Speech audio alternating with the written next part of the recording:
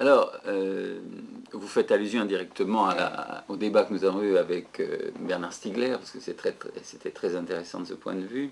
Et Bernard Stiegler donc, donne cette idée que peut-être on est dans une période où il y aurait une certaine fin du consumérisme pour aller vers d'autres pratiques sociales qui sont des pratiques contributives. Bon.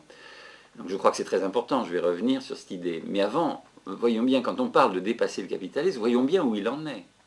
C'est-à-dire que le capitalisme s'est efforcé d'étendre sa domination, d'abord à la planète, voilà, et à tout secteur, jusqu'à essayer de vendre l'être humain lui-même.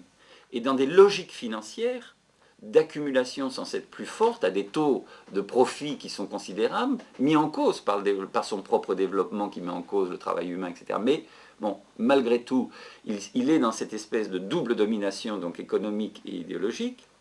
Mais en même temps, nous sommes dans une situation de crise, où le capitalisme lui-même est mis en question, jusqu'à Nicolas Sarkozy qui nous disait qu'il allait le moraliser. Bon, on a vu ce qu'il en était, les banques continuent, après avoir été renflouées, de suivre exactement les mêmes pratiques, donc aucune moralisation bien sûr, mais il y a quelque part une sorte de prémisse de défaite idéologique, si on sait utiliser bien sûr cette fragilité, on va dire, du capitalisme, même si sa capacité à se développer, à rebondir, etc., est confirmée régulièrement. Donc il y a une vraie mise en cause aujourd'hui de ces logiques libérales. Et ça va loin. C'est-à-dire que l'individu, la personne, les personnes même, le ressentent dans leur vie quotidienne. Comment ne pas, malheureusement, parler, par exemple, sur cette question-là, des suicides à France Télécom? D'abord, il n'y a pas que France Télécom, il y a Renault, il y a des ministères, etc. Quelle est la base de cette négation, en quelque sorte, jusqu'à l'extrême de l'être humain? C'est le fait que la société capitaliste qui veut nous imposer la norme économique, qui veut nous imposer l'appel des appels, Roland Gori dit, c'est la génuflexion devant l'homme économique. Voilà. Donc ce capitaliste qui veut nous imposer cela, non seulement il marchandise tout, il détruit ce qu'est la relation humaine véritablement, mais il va jusqu'à détruire les métiers de ceux qui étaient investis d'une mission de service public. Les métiers de la recherche, les métiers de la santé, les métiers de la culture, évidemment. Aujourd'hui, quand quelqu'un va dans un hôpital, puisque l'hôpital va avoir ses subventions calquées sur l'acte, sur le nombre d'actes commis, quelqu'un aujourd'hui qui a un bobo à la jambe, quand il vient à l'hôpital, il faut qu'on le prévienne. Le chirurgien a intérêt à l'opérer, à l'amputer, plutôt qu'à le soigner. Donc quand on en est à ce niveau-là, les personnes qui se sont investies personnellement, c'est-à-dire qui ont investi leur être, pour essayer d'être dans une pratique professionnelle qui sert l'intérêt général, qui sert le développement de l'humanité d'une certaine manière, ou des humanités, au travers de leur travail de professionnels, se sont mis en cause, complètement niés dans ce travail-là. Et ça, c'est quelque chose d'insupportable. Je ne suis pas sûr que tous les politiques à gauche perçoivent ça, malheureusement. Mais si on sait se saisir de cette énergie, alors il y a une possibilité de rassemblement pour poser les conditions d'un dépassement du capitalisme. Et de certains points de vue, je pense que Bernard Stiegler a cette intuition. Oui, on parlait d'Adopi tout à l'heure. Il y a eu une enquête basée sur les services statistiques du ministère qui a été publiée dans Le Monde et ailleurs sur le changement des pratiques culturelles de nos concitoyens. On a une confirmation en grand que Internet ne tue pas la pratique culturelle autre. Les statistiques indiquent bien sûr une recrudescence. Les jeunes en particulier vont de moins en moins, enfin ne regardent de moins en moins la télévision, ils vont de plus en plus sur Internet, ils vont dans des pratiques interactives, dominés certes par des comportements qui sont issus un peu du matraquage idéologique. Je pense que ceux qui vont télécharger de la musique ont plutôt tendance à télécharger ce qui existe à Virgin ou ailleurs. Bon. Mais au travers du chat, de l'interactivité, ils peuvent découvrir autre chose. Et cette pratique développée sur Internet n'empêche pas, par exemple, les statistiques le disent, qu'aujourd'hui, par rapport à il y a quelques années, 19% des Français disent qu'ils ont été au moins une fois dans un théâtre contre 16% avant, et ça touche toutes les classes sociales. Les salles de cinéma ont une pratique plus grande.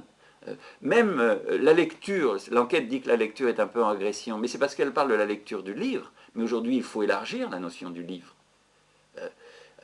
Tout en rémunérant les auteurs, bien sûr, mais la lecture sur Internet, l'échange sur Internet est quelque chose qui va se développer. François Bon a raison de créer des sites interactifs autour des questions de lecture et de questionner les écrivains en leur disant est-ce que vous investissez ce secteur-là pour aller à la rencontre de pratiques citoyennes complètement nouvelles. Voilà. Donc on est dans ce dépassement. Et pour les politiques, pour les marxistes, Marx n'étant pas une Bible à appliquer, mais étant un procédé à réfléchir de transformation sociale, je crois qu'on a la confirmation aussi des erreurs qui ont été commises et de ce vers quoi il faut s'orienter. C'est-à-dire que l'idée du dépassement du capitalisme, c'est pas seulement changer les rapports de production, qui était la vieille tradition qu'il faut maintenir. Bien sûr, on a besoin de changer ces rapports de production. Concrètement, ça veut dire de donner des droits différents aux salariés dans les entreprises, qu'ils puissent participer à la gestion. C'est bien autre chose que la gouvernance, qu'ils puissent être partie prenante des choix. Sinon, ils continueront de se suicider. Donc, cette question est posée du changement des rapports de production. Sauf que ça ne suffit pas à changer la société. C'est-à-dire que le dépassement du capitalisme, c'est le dépassement de toutes les dominations. C'est le dépassement de la domination du patriarcat. Les femmes ont raison de dire, attention, l'égalité des droits, elle régresse aujourd'hui. Le droit à l'IVG, on le sait, est mis en cause. On supprime des crèches, etc. Voilà. La parité politique n'existe pas réellement, parce que d'abord, on n'y donne pas droit, en ayant toujours un scrutin uninominal qui ne permet pas cela. Donc, voilà. Donc, il y a plein de dominations dans cette société qu'il faut mettre à bas. Et il faut le faire sur un schéma nouveau de relations entre les êtres humains, et en plaçant au cœur cela. C'est-à-dire que la société à laquelle on peut aspirer de dépassement du capitalisme, ce n'est pas une nouvelle organisation économique du pays, mais c'est une nouvelle façon de vivre, un nouveau type de développement, voilà, qui prend en compte la biodiversité, mais qui prend en compte d'une manière générale le fait que ce que l'on veut, c'est pas vivre dans plus ou moins de croissance, même s'il y a besoin d'ailleurs de réfléchir à des croissances sélectives. C'est pas ça. Ce qu'on veut, c'est un peu comme disent les pays du Nord, le bon nouveau type de développement, c'est celui qui permet de bien vivre. Et bien vivre, ça suppose une relation aux autres qui est satisfaisante, qui est enrichissante pour soi-même. Voilà. Et évidemment, la place de l'art et de la culture dans une telle conception reprend toute sa place, alors qu'elle a perdu le cœur de ce qu'était un projet politique, on le voit bien, puisque les politiques, en gros, à gauche comme à droite, ont considéré que la décentralisation était réussie, que c'était terminé, que les grands moyens de communication permettaient d'accéder à toutes les formes d'art. On sait que ça ne permet d'accéder qu'à quelques produits, mais malheureusement, c'est ça qui les a conduits à abandonner cette place centrale. Si on redit la société, c'est autre chose que d'accéder à, que de consommer, mais que c'est de permettre la contribution de chacun, que c'est permettre l'interactivité, l'échange, ce fameux échange qui permet de changer sans se dénaturer, ni se perdre pour autant, comme dit Édouard Glissant. Si on est sur cette base-là, voilà, alors le dépassement du capitalisme, ça prend un sens.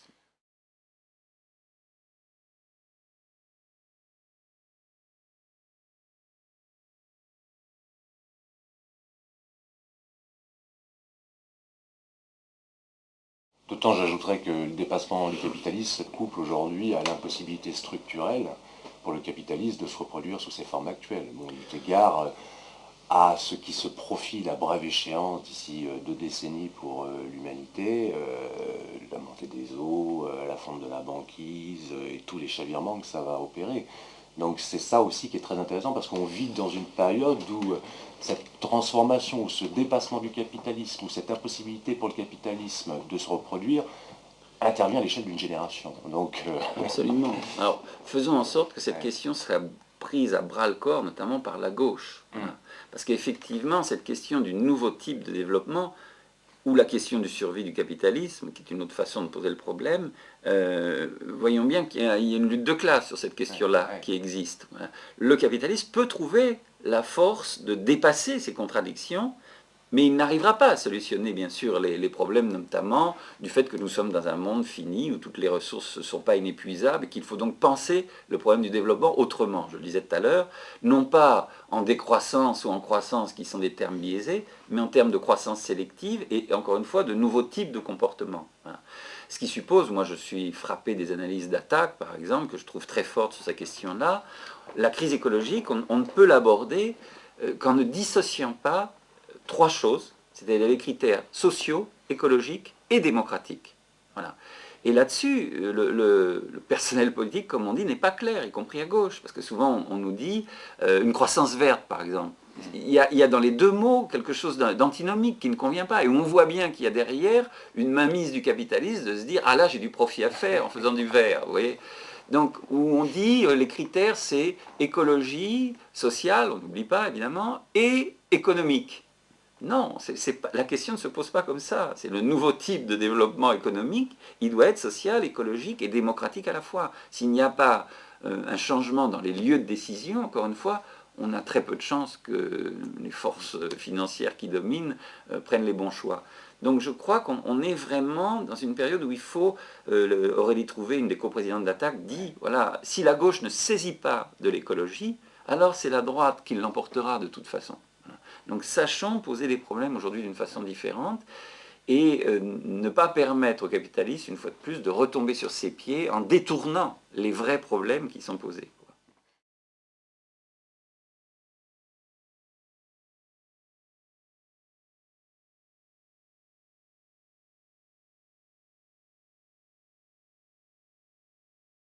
Alors, moi vraiment, ce que je pense profondément, c'est qu'il faut, dans une véritable réflexion politique de gauche, il ne faut pas dissocier la question des alliances, je préfère dire rassemblement qu'alliance, mais bon, le mot veut dire quelque chose, il ne faut pas dissocier cette question des alliances et du rassemblement de la question du projet, de la nécessité que ce projet soit porté avec une ambition majoritaire, et donc de la volonté aussi de prendre ses responsabilités.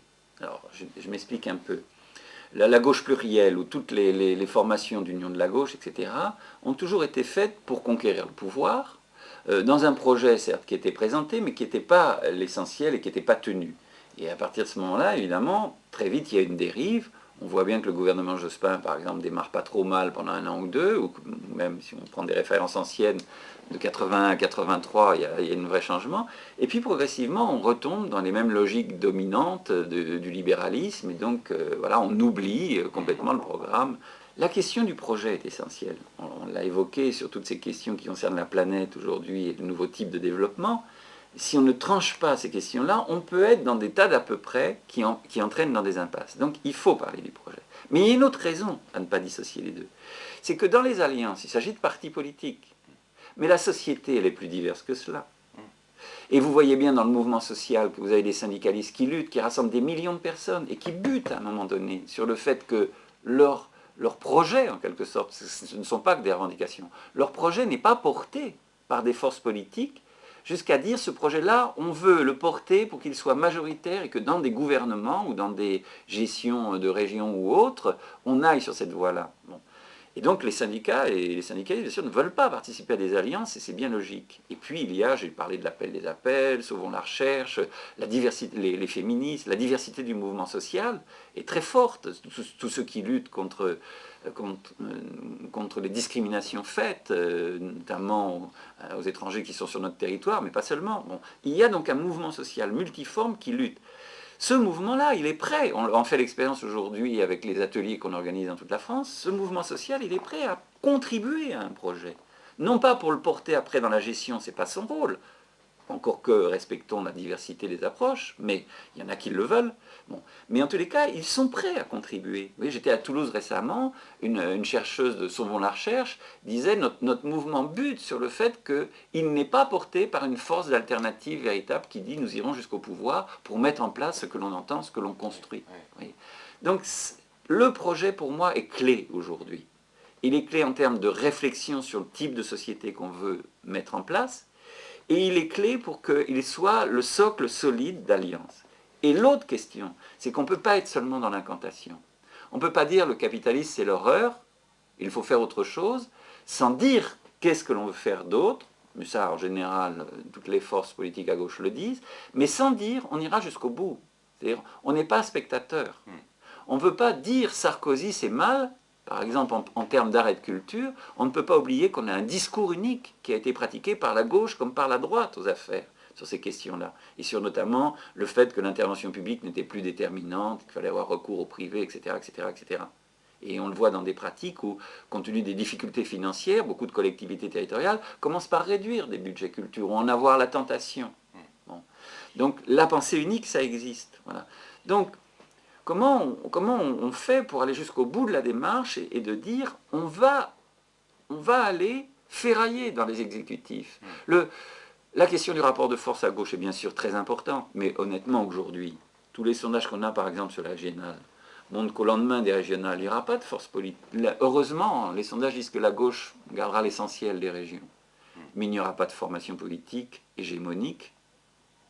Tous les sondages l'indiquent, parce qu'il y a des rééquilibrages sur lesquels on pourrait discuter longuement, mais bon, en tous les cas, donc il n'y aura plus de question hégémonique. Mais à partir de ce moment-là, la question c'est quoi? C'est la question, de nouveau, le projet reprend sa valeur, c'est-à-dire sur quelle base on veut gouverner ensemble. Voilà. Il y aura des accords, sans doute, je l'espère, dans les deuxièmes tours des régionales, et le poids qu'on aura, bien sûr, qu'on aura su rassembler, la force qu'on aura su rassembler comptera, mais il ne faut pas voir cela seulement comme ça. On ne sollicite pas les citoyens pour avoir du pouvoir dans des alliances. On essaye de rassembler les citoyens sur un projet pour être plus fort dans des alliances après, pour que ce projet triomphe, l'emporte. Voilà. La question politique qui est posée, c'est un grand problème du théâtre et du spectacle vivant, c'est est-ce qu'on pose la question du pouvoir pour aller prendre le pouvoir et s'y installer, ou est-ce qu'on veut être au pouvoir pour servir des logiques d'intérêt général et de transformation de la société? Cette question reste entière. Et elle suppose bien sûr qu'on ait la volonté de transformer la société. Sinon, il ne reste plus que le pouvoir.